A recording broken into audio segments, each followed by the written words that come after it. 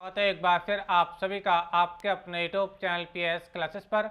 तो दोस्तों आज के इस वीडियो लेक्चर में हम लोग 12th क्लास फिजिक्स के कुछ इंपॉर्टेंट क्वेश्चनों को सॉल्व करेंगे। स्टूडेंट आपको बताता चलूं, आज के इस वीडियो लेक्चर में मैं जिन क्वेश्चनों को सॉल्व कराने जा रहा हूं ये क्वेश्चन बोर्ड एग्जाम की दृष्टि से बच्चों वेरी मोस्ट इंपॉर्टेंट क्वेश्चन है और लगातार एग्जाम में रिपीट होते रहते हैं। तो देखिए स्टूडेंट, आज के इस वीडियो लेक्चर में मुझे जिन क्वेश्चनों को सॉल्व करना है समय बचाने के लिए मैंने उन क्वेश्चनों को ऑलरेडी स्क्रीन पर लिख रखा है। ठीक है, अब मैं बारी बारी से इस क्वेश्चन के लैंग्वेज को समझाऊंगा, फिर इसके सॉल्यूशन को समझाऊंगा। और आप लोगों से मेरा विशेष रिक्वेस्ट ये बच्चों कि अगर आपको सीखना है कि इस टाइप के क्वेश्चनों को हम कैसे सॉल्व करते हैं, यानी आपको पूरा अगर कॉन्सेप्ट अगर सीखना है, तो आप लोगों से मेरा विशेष रिक्वेस्ट है कि बच्चों वीडियो लेक्चर को एक बार पूरा जरूर देखें। आप लोगों को मैं विश्वास दिलाता हूँ, अगर आप वीडियो लेक्चर एक बार पूरा देखते हैं तो आप हमेशा लाइफ में बच्चों इस टाइप के कभी भी क्वेश्चन अगर आपके सामने आ गया तो उसको आप किसी भी एग्जाम में फोड़ कर रख दोगे, यानी इसको छोड़ करके नहीं आओगे। समझ में आई आप लोगों को? मेरा बहुत धांसू वीडियो रहने वाला है, आप लोग को 100% पूरा कॉन्सेप्ट समझ में आएगा कि इस टाइप के क्वेश्चनों को हम किस प्रकार सॉल्व करते हैं। तो चलिए स्टार्ट करते हैं। तो पहले देखिए हम क्वेश्चन नंबर 1 को समझते हैं क्या उसकी लैंग्वेज है। ठीक है, फिर इसके सोल्यूशन को समझेंगे। तो देखिए स्टूडेंट, क्वेश्चन नंबर 1 में हम लोग को दे रखा है, यदि किसी बंद पृष्ठ के भीतर n द्विध्रुव रखे हैं। देखो बच्चों, यहाँ पे द्विध्रुव शब्द का मतलब है वैद्युत द्विध्रुव से। किससे? वैद्युत द्विध्रुव यानी इलेक्ट्रिक डाइपोल से है। ठीक है, तो किसी बंद पृष्ठ के भीतर n द्विध्रुव रखे हैं, ठीक है, तो पृष्ठ से निर्गत वैद्युत फ्लक्स यानी इलेक्ट्रिक फ्लक्स कितना होगा।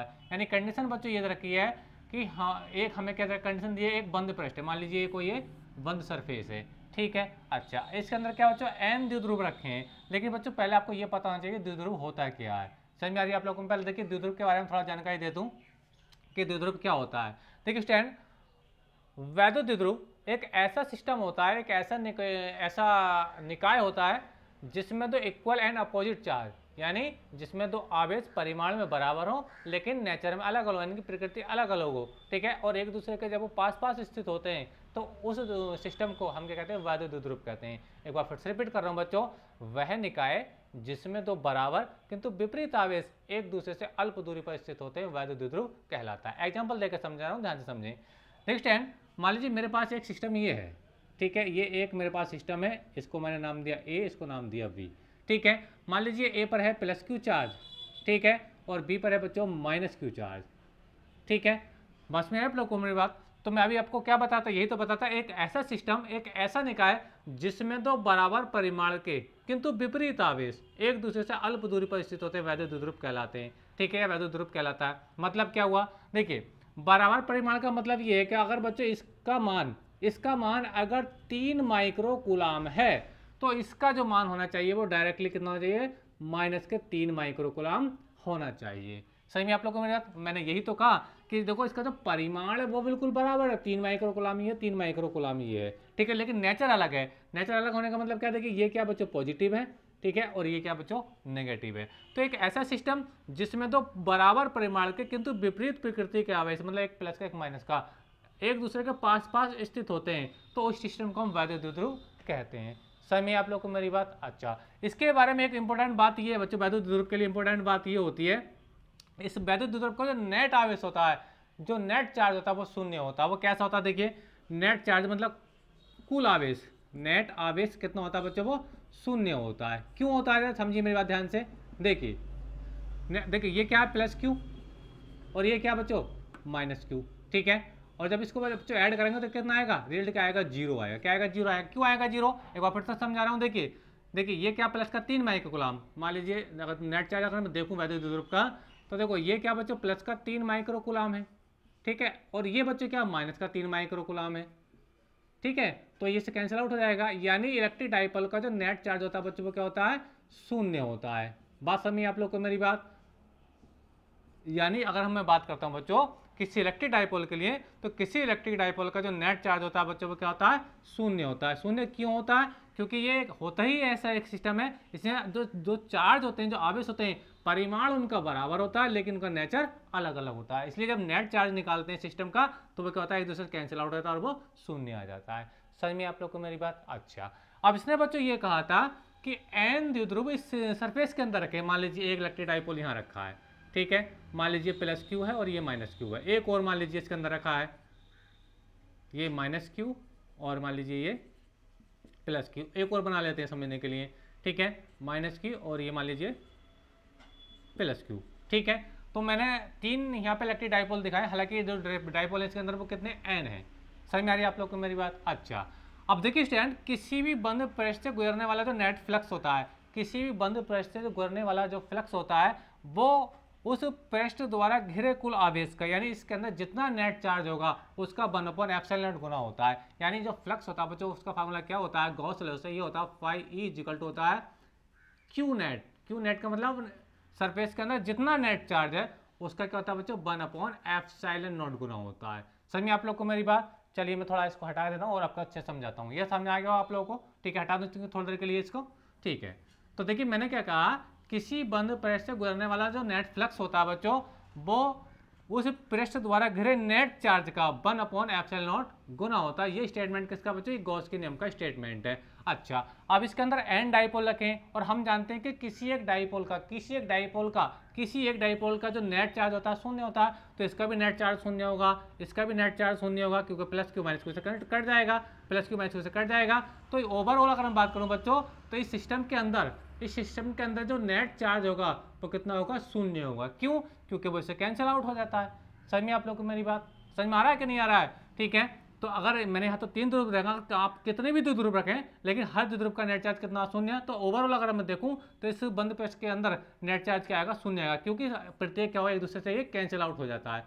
समझ में आते ही मेरी बात आपको समझ में आ रही होगी? तो नेट चार्ज कितना होगा, शून्य होगा। अब जब इसके अंदर नेट चार्ज शून्य है, यानी क्यू का वैल्यू शून्य है, यानी क्यू नेट क्या है, देखो ये नेट चार्ज को दिखा रहा हूँ मैं ना, मान लीजिए क्यू नेट चार्ज है, तो क्यू नेट क्या होता है, 0 होता है, यानी इसके अंदर नेट चार्ज क्या होता है, शून्य होता है। तो जब आवेश इसके अंदर नहीं है तो वहां से फ्लक्स पास नहीं होगा। यानी जब मैं यहाँ फ्लक्स का फार्मूला निकालूँ, यानी फ्लक्स निकालने की कोशिश भी करूंगा बच्चों, तो ये आएगा phi E equal to net charge देखो कितना है, शून्य। क्यू नेट कितना, शून्य। मैंने आपको बताया इलेक्ट्रिक डाइपोल वाले केस में एक दूसरे को कैंसिल आउट कर देते हैं, तो 0 यानी चार्ज की जगह तो आ जाएगा 0 क्यू नेट, और ये 1/ε0। ठीक है, अगर इसको गुणा भाग करोगे तो फाई ई की जो वैल्यू आएगी बच्चों कितनी आएगी, 0 आएगी। कितनी आएगी बच्चों, 0 आएगी। समझ में आ रही है आप लोगों को मेरी बात? तो इसलिए कहते हैं बच्चों, जब किसी बंद सरफेस के अंदर n डाइपोल रखे हो, ठीक है, तो उससे निकलने वाला जो n पास होने वाला जो वैद्युत फ्लक्स होता है वो कितना होता है, शून्य होता है, यानी उससे कोई फ्लक्स पास नहीं होता है।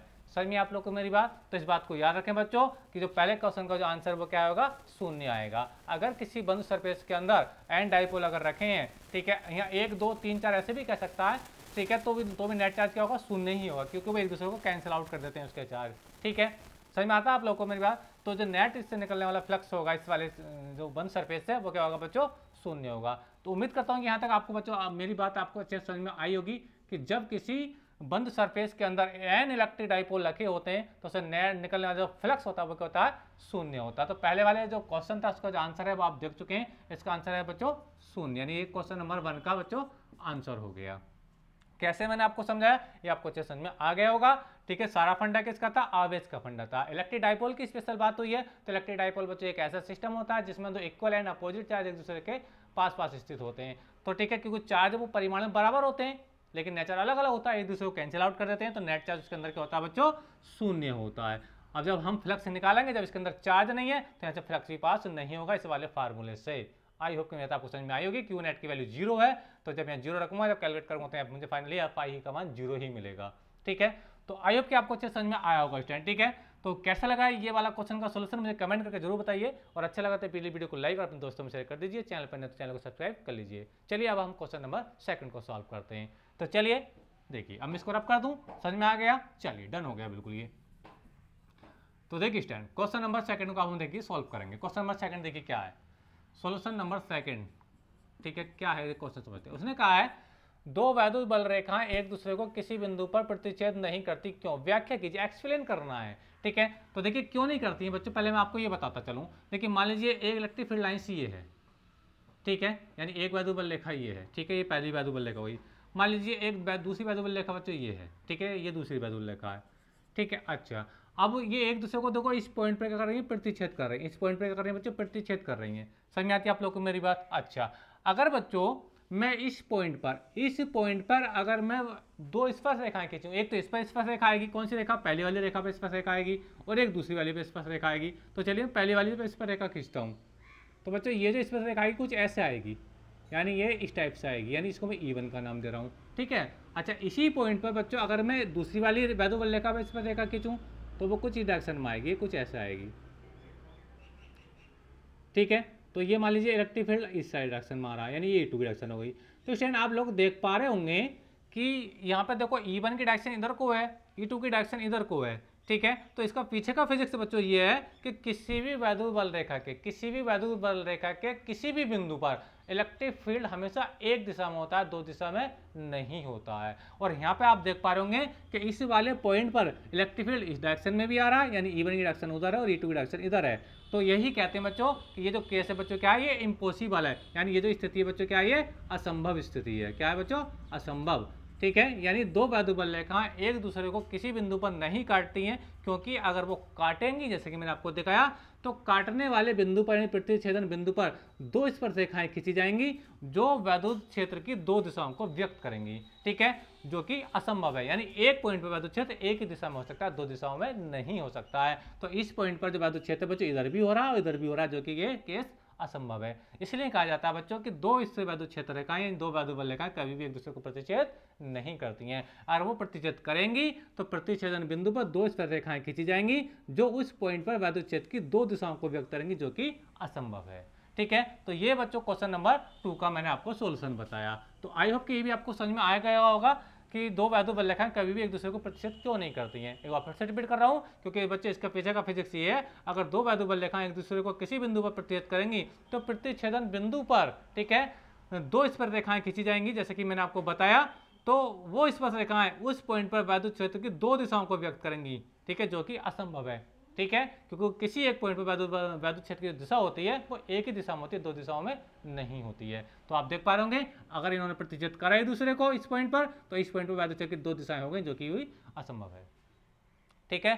तो आई होप कि ये भी आपको अच्छे समझ में आ गया होगा। तो क्वेश्चन नंबर 1 और क्वेश्चन नंबर 2 का सॉल्यूशन हो गया, ये आपको समझ में आ गया। अब क्वेश्चन नंबर 3 को सॉल्यूशन में आपको समझा रहा हूँ, ठीक है। चलिए मैं इसको यहाँ पर रख के देता हूँ। अच्छा, हटा दो इस चीज़ को, चाहे तो आप इसका स्क्रीनशॉट ले लीजिए, इंपॉर्टेंट क्वेश्चन है, कई बार ये एग्जाम में पूछे भी गया आप लोगों से, ठीक है। चलिए अब हम क्वेश्चन नंबर 3 को देखते हैं। क्या है क्वेश्चन नंबर 3?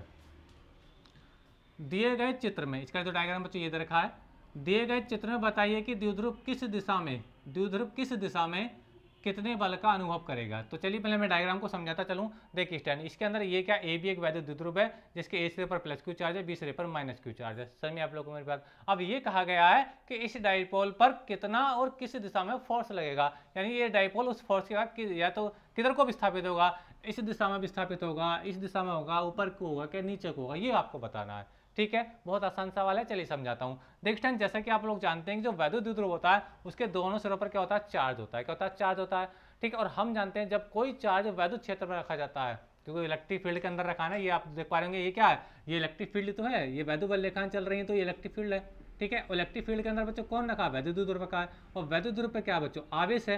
तो हम जानते हैं बच्चों जब भी वैद्युत क्षेत्र के अंदर कोई आवेश रखा होता है तो उस पर एक बल लगता है। वो बल कितना होता है बच्चों, उस बल का जो परिमाण होता है वो F बराबर QE के बराबर होता है।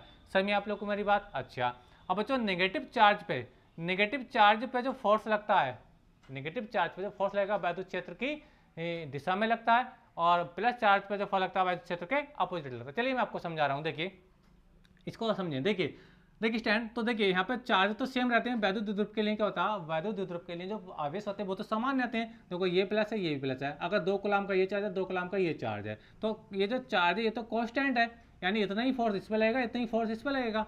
समझ में आ रहा है आप लोगों को मेरी बात? यानी इतना ही फोर्स इस पर लगेगा, इतना ही फोर्स बच्चे इस पर लगेगा, ठीक है। यानी चार्ज को, अब देखिए इलेक्ट्रिक फील्ड कांस्टेंट नहीं है, तो कोई यहाँ पे इलेक्ट्रिक फील्ड अलग अलग है। कैसे अलग है उसको क्या समझेंगे, तो कोई यहाँ पे जो वैद्युत बल रेखाएं इन पॉइंटों पर, यहाँ पे वैद्युत बल रेखाएं कहाँ देखो दूर दूर है, क्या वैद्युत बल रेखाएं बच्चे ये बहुत दूर दूर है एक दूसरे से। यहाँ पे वैद्युत बल रेखाएं बच्चे क्या है, ये बहुत दूर दूर है। समझ में आ रही है आपको मेरी बात? ठीक है। और जबकि यहाँ देखो, यहाँ पे वैद्युत बल रेखाएं तो बहुत पास पास है, यहाँ पे वैद्युत बल रेखाएं बच्चे बहुत पास पास है। समझ में आ रही होगी आप लोगों को मेरी बात? ठीक है। तो जब वैद्युत बल रेखाएं बच्चे बहुत पास पास होती हैं तो वहाँ पे जो इलेक्ट्रिक फील्ड होता है बहुत हाई होता है, यानी इन पॉइंटों पर, यानी इस पोजीशन पर जो इलेक्ट्रिक फील्ड है, यानी यहाँ पर जो इलेक्ट्रिक फील्ड है बच्चे इस एरिया में, ये जो इलेक्ट्रिक फील्ड है क्या बच्चों, ये बहुत हाई है। ये क्या बच्चे, बहुत हाई है। जबकि अगर यहाँ बात करूँ तो वैद्युत बल रेखाएं बहुत दूर दूर आ रही हैं, तो यहाँ पर जो इलेक्ट्रिक फील्ड है बच्चे, इलेक्ट्रिक फील्ड वो क्या, बहुत डाउन है। यानी यहाँ पे वीक इलेक्ट्रिक फील्ड है, यहाँ पे स्ट्रॉन्ग इलेक्ट्रिक फील्ड है। तो अब ध्यान से देखो, तो मेरी बात को ध्यान से समझो। देखो यहाँ पे F बराबर Q ही होता है, देखो Q तो दोनों के लिए कांस्टेंट है, आवेश बिल्कुल बराबर होता है द्विध्रुव का, मैंने आपको बता रहा था। ठीक है, तो अब E का मान कहाँ जाता है बच्चों? E का मान यहाँ पर जाता है, E का मान यहाँ पर जाता है, तो यहाँ पे फोर्स ज़्यादा लगेगा, यहाँ पे फोर्स क्या लगेगा बच्चों? कम लगेगा। समझ में आप लोग को मेरी बात? तो यानी यहाँ पे चार्ज पे जो फोर्स लगेगा वो ज़्यादा लगेगा, तो ये जो चार्ज जो द्विध्रुव है बच्चों इस दिशा में क्या हो जाएगा? विस्थापित हो जाएगा। इस दिशा में क्या हो जाएगा बच्चों? ये विस्थापित हो जाएगा। ठीक है, क्यों हो जाएगा मैं आपको फिर से बता रहा हूँ। देखो बल जब लगेगा तो देखो F बराबर क्यू ही होता है, F बराबर क्या होता है बच्चों? क्यू ही होता है। समझ में आप लोगों को मेरी बात? तो इतना फोर्स इस पर लग रहा है, इतना फोर्स इस पर लगा, लेकिन Q का मान तो दोनों में कांस्टेंट है, वैद्युत द्विध्रुव में आवेश बिल्कुल बराबर होते हैं, लेकिन हाँ E का मान देखिए, E मान जो E का जो मान है वो इस एरिया में ज़्यादा है, यानी जो प्लस क्यू चार्ज है प्रबल वैद्युत क्षेत्र में रखा है प्लस क्यू चार्ज। ठीक है, तो अभी प्रबल वैद्युत क्षेत्र में रखा है, तो यहाँ पे इलेक्ट्रिक यानी इस वाले का मान ज़्यादा होगा, इसका मान क्या होगा? कम होगा, क्योंकि माइनस चार्ज जो है बच्चों दुर्बल वैद्युत क्षेत्र में रखा है, यानी यहाँ पे जो Fe यानी इतना ही फोर्स इस पर लगेगा, लेकिन इसकी फोर्स की जो वैल्यू होगी कम होगी, इसकी फोर्स की वैल्यू ज़्यादा होगी। क्यों होगी? क्योंकि बच्चों ये जो प्लस क्यू चार्ज है ये स्ट्रॉन्ग इलेक्ट्रिक फील्ड में रखा है, यानी प्रबल वैद्युत क्षेत्र में रखा है। ठीक है, और जबकि ये जो माइनस क्यू चार्ज है ये आपका दुर्बल वैद्युत क्षेत्र यानी वीक इलेक्ट्रिक फील्ड में रखा है। ठीक है, तो जिसकी वजह से क्या होगा, ये जो आपका जो प्लस क्यू चार्ज है इस पर फोर्स ज़्यादा लगेगा, जिसकी वजह से क्या होगा, ये डाइपोल क्या होगा? इधर की ओर को क्या हो जाएगा? प्रतिकर्षित हो जाएगा, यानी विस्थापित हो जाएगा। आई होप कि मैथ आपको समझ में आई होगी। बस यही फंडा था, इसमें यही देखना था। दो चार्ज रखें, चार्ज का नेचर बिल्कुल समान होता है इलेक्ट्रिक डाइपोल वाले केस में। ठीक है, इलेक्ट्रिक फील्ड देखना था, यहाँ दुर्बल वैद्युत क्षेत्र, यहाँ पे प्रबल वैद्युत क्षेत्र, तो जो चार्ज प्रबल वैद्युत क्षेत्र में होगा उसी पे फोर्स ज़्यादा लगेगा, जो दुर्बल वैद्युत क्षेत्र में उससे फोर्स कम लगेगा। ठीक है, तो यहाँ पे यानी जो प्लस क्यू चार्ज इसमें फोर्स ज़्यादा लगेगा, जिसकी वजह से ये चार्ज हो जाएगा इधर की ओर को, मतलब इलेक्ट्रिक डाइपोल क्या होगा? इधर की ओर को क्या हो जाएगा? थोड़ा विस्थापित हो जाएगा। समझ में आप लोगों को मेरी बात? बहुत अच्छा सवाल था, कॉन्सेप्ट भी आपको समझ में आया होगा कैसे इसको देखना था। बस कुछ नहीं था, केवल इलेक्ट्रिक फील्ड को हमें देखना था, कहाँ इलेक्ट्रिक फील्ड स्ट्रॉन्ग है और कहाँ इलेक्ट्रिक फील्ड वीक है। जहाँ इलेक्ट्रिक फील्ड स्ट्रॉन्ग है वहाँ पर फोर्स की वैल्यू ज़्यादा आएगी, क्योंकि हम जानते हैं कि जो चार्ज है वो तो नेचर में बिल्कुल बराबर है, यानी ये तो कांस्टेंट है, क्यू तो बिल्कुल कांस्टेंट है। वैद्युत ध्रुव में आवेशों का परिमाण बराबर होता है वैद्युत ध्रुव के लिए। ठीक है, तो इलेक्ट्रिक फील्ड जहाँ ज़्यादा हाई वहीं ज़्यादा फोर्स, तो यहाँ ज़्यादा हाई इलेक्ट्रिक फील्ड है, क्योंकि इलेक्ट्रिक फील्ड लाइन्स यहाँ पे बहुत पास पास है। जहाँ इलेक्ट्रिक फील्ड लाइन्स यानी वैद्युत बल लेकर पास पास होती हैं वहाँ इलेक्ट्रिक फील्ड हाई होता है, तो हाई इलेक्ट्रिक फील्ड में हाई क्या लगेगा? इलेक्ट्रिक उस पर फोर्स रहेगा, तो जिसकी वजह से ध्रुव इधर को प्रतिकर्षित हो जाएगा, यानी विस्थापित हो जाएगा। तो आई होप कि मेरे तो आपको समझ में आई होगी कि कैसे बच्चों हम इन सवालों का जवाब देते हैं। तो तीनों ही क्वेश्चन बच्चे अच्छे सवाल थे और कई बार एग्जाम में पूछे भी गए थे स्टूडेंट। ठीक है, तो उम्मीद करता हूँ कि वीडियो लेक्चर आपको अच्छे से समझ में आया होगा और तीनों ही क्वेश्चन का सॉल्यूशन आपको समझ में अच्छे से आ भी गया होगा। तो आज के इस वीडियो लेक्चर में बच्चों हम यहीं रुकेंगे, नेक्स्ट लेक्चर में नेक्स्ट क्वेश्चन को सॉल्व करेंगे। तो वीडियो लेक्चर कैसा लगा कमेंट करके जरूर बताइए, और वीडियो अच्छा लगा तो अपने दोस्तों में शेयर कर दिए, चैनल पर अगर नहीं तो चैनल को सब्सक्राइब कर लीजिए और बेल आइकन का बटन जरूर प्रेस कीजिए, ताकि मेरी आने वाली हर वीडियो का नोटिफिकेशन आप लोगों को समय से प्राप्त होता रहे। मिलेंगे नेक्स्ट वीडियो में, तब तक के लिए धन्यवाद, बेस्ट ऑफ लक।